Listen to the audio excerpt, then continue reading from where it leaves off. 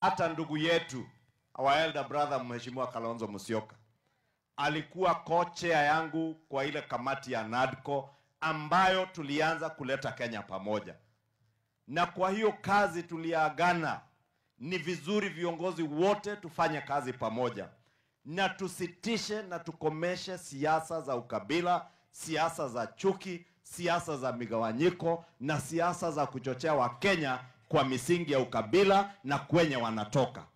Sasa sisi tunataka tumuulize ndugu yetu Kalonzo Musyoka asikubali kuingizwa kwa hizo siasa potovu, siasa ambazo zitaturudisha nyuma. Tunataka tushirikiane na nyinyi kama jamii, kama Wakenya wengine, ili tusongeshe Kenya pamoja mbele. Kweli si kweli? Kwa hivyo mkisikia mtu anakuja kuambia wewe ni kazini yangu, sasa wewe ni ndugu yangu, utakuwa kazi namna gani?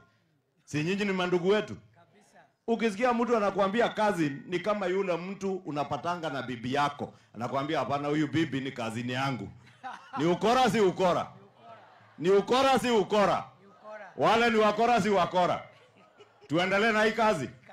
Na wanasema ati tusikuje hapa empowerment, tungefaa kukaa kwetu mlima, sijui wengine wakae kwao kwa lake, akina Sudi wakae kwao bonde la ufa. Tutembee masaa kuu tusitembee? Tufanye empowerment tusifanye?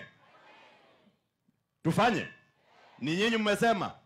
Hata wale wakikasirika, hata wakileta siasa ya uchochezi, hata wakileta ya chuki na ya ukabila, tunawaambia ukabila shetani ya nini? Siasa ya chuki shetani?